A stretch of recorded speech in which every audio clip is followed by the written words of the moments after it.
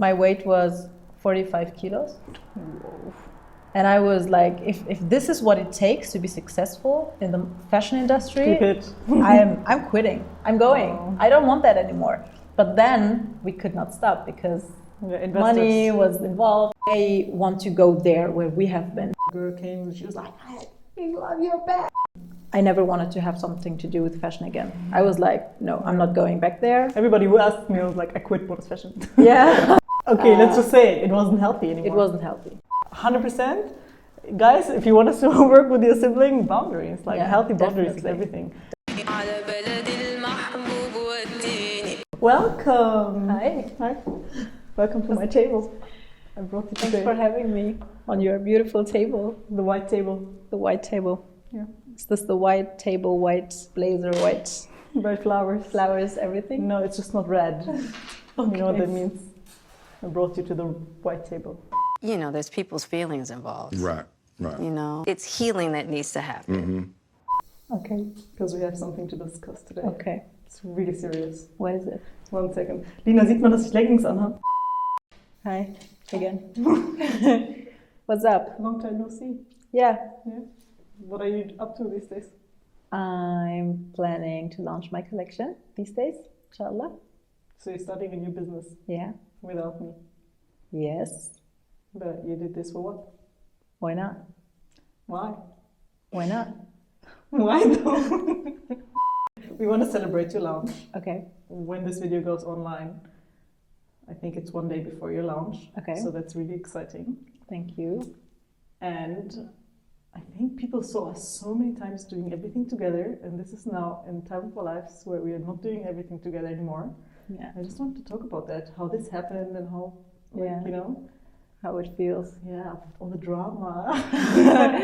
Spell the tea. Spell the tea. So yeah, it doesn't have to be dramatic for things to change, but it's sometimes so good for things to change. And I just want to talk about this because, like, people are so scared about changing and starting over and stopping things and just changing direction, and it always feels as if like we failed if we have to change everything that we did before, right?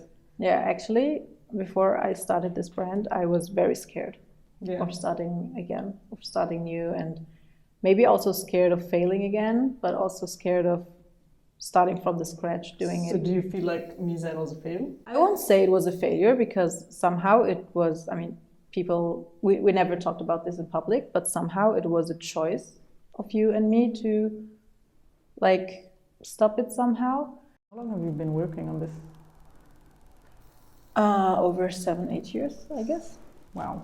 Yeah, but I won't say we failed because somehow we both came to a point where we knew we had to stop. 100% I agree, like stopping something or just like restarting is not a failure. We learned so much from it. Like everything I do now, I can just like see instantly, okay, this is not gonna work, or this is gonna work. Yeah, or because this it is was too much work. This is we need this. You need this kind of person. And you know how the process works and everything. Like also now, like I'm starting new, I don't really feel like it's all very new for me because we've done that before, and I can take decisions or more wise decisions than we were taking before because like we've done it all. Yeah, how we spend money. Yeah, yeah. What are you doing different now? I'm taking things a little slowly. Oh yeah, that's a big trying, one. Yeah. Oh, we were so fast with everything. We were so fast, and I feel like we were both workaholics, and there was nobody that could stop us, and we were also like cheering up both like. Okay, let's just say it wasn't healthy anymore. It wasn't healthy. It was not healthy anymore. I remember the days where, like, before we had a launch, like, it's crazy that you can sit down now and you chill and you look good and you look fresh. I'm launching in 3 days actually, I look at pictures at how we looked, like, we were so overworked. Yeah. Like, I was literally just sitting down and, like, working, and then I don't even remember, somebody brought me food, I was just eating and continue working, and we were proud of that culture that we had. I know, because this is what society teaches you. Yeah. Like you have to be one of those hustlers, like don't have a personal life, just go for work and achieve everything. Okay, we achieved so much, but in the end it was not healthy. Yeah. It was like not healthy. To just continue, like, just living. Yeah. Because it really got dark at some point. It was just a necessity to just like be like, okay, let's put a break on this. And I feel when the investors got on board, that's where things got worse. Because I don't know if you remember, right after the Dubai Modest Fashion Week, I wanted to quit fashion for good. I was like, if this is what it takes, I mean, it took all of my health. I was at that point, my weight was 45 kilos. Whoa. And I was like, if this is what it takes to be successful in the fashion industry, Keep it. I'm quitting. I'm going. Oh. I don't want that anymore. But then we could not stop because money was involved, of investors and everything. So we had to go on. And I feel like those two... That extra year Yeah. was like everything it took for us to be like, we can't. Yeah, that was really that year where we were like, I wanted to stop, and it was also unhealthy for you. You were like, also, I don't know where this is going, and the investors wanted something else different from what we wanted, and it was like... It took the fun out of it. Like, there was at least when we were hustling, and that, like, in that way, there was like the fun involved, but then like, it was just like incorporate. Like it was a corporation at this point, and now it's just about the business, and we were not even ready to do this. Yeah, it was too big. Yeah. It became too big so fast. It was like we were building it up for so many years, but then when the investors came in, it just got too big too fast. Because when there is so much money involved and you can grow, we just grew too fast. I feel like it was not fun for me anymore. So much value in growing slow, and taking it definitely slow, and like, so this is your biggest thing. Yeah, I was just sneak peeking. There's a bag in the background, my favorite one. Oh, I took it. Got this bag. So it's like, you have now a bag collection. You have two different lines, but the line that you're dropping right now and launching is the ML by MERIEM LEBDIRI line. Yes. And you just start with bags, which I really appreciate. Everybody can wear them, and they're also like, for dropping something on e-commerce, fashion is a nightmare, but it takes time. So you have other plans with that, like so many cool things that are happening. You just need to check it out. Like, there's a made-to-order collection in plan, and so much more about sustainability, and also sustainability of your own resources. Like, we need to talk about this. Like, we have limited resources. Of course. And I feel like when we stopped Mizan, and I never wanted to have something to do with fashion again. I was like, no, I'm not going back there. Everybody who asked me, I was like, I quit modest fashion. Yeah, I know, it's like, I quit fashion. I'm not doing this anymore. So I was working on some other projects, having some family time, actually some good time.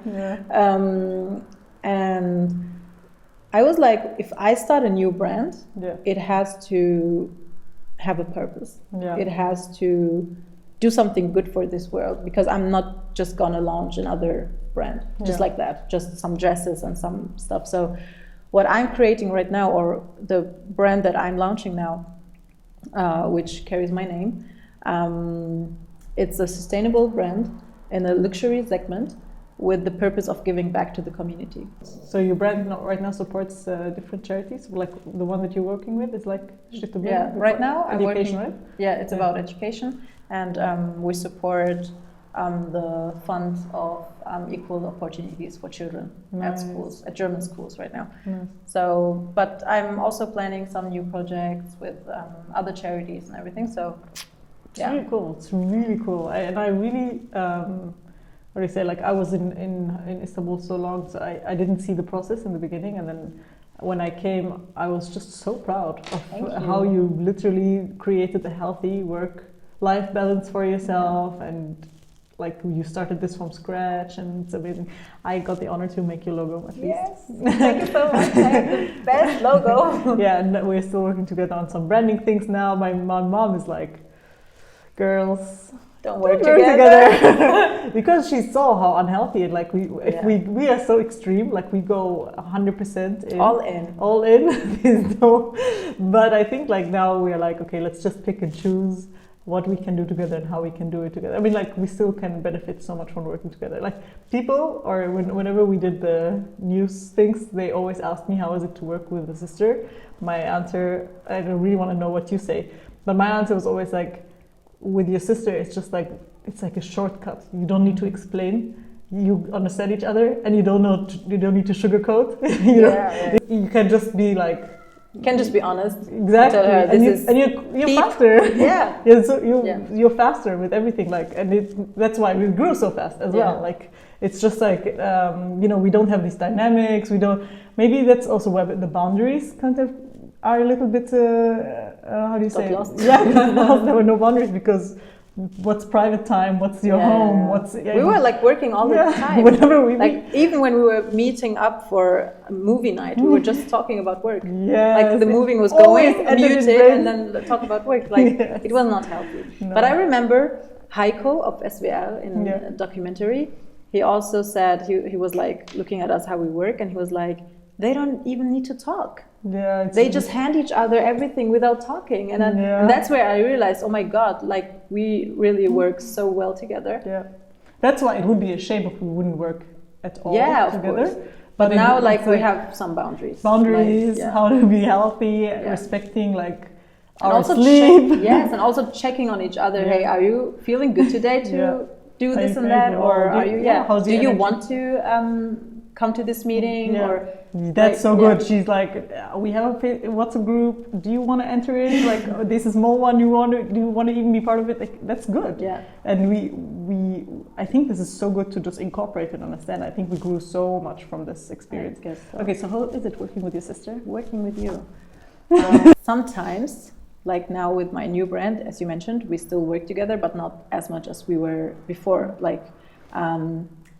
Sometimes now I feel lost, and I really appreciate more the time that we've been working together so intensively, because like working with you was I didn't need to explain nothing. Like now I'm working with you, I have such a great team around me. Okay, I have such a great team, alhamdulillah, but still it's not the same. It's like they're still a new team. I have to explain everything. And then I'm like, oh, I didn't feel that exhausted back then when I was working with Selma, because I didn't need to explain it to you. And when I was not there, you were handling everything with the team. Yeah. You know what I mean? It was like... What I told you last time was like, we were both executives at the company. So we were both, we knew how to handle things. And we knew how to handle the team, and we knew how to just get things moving.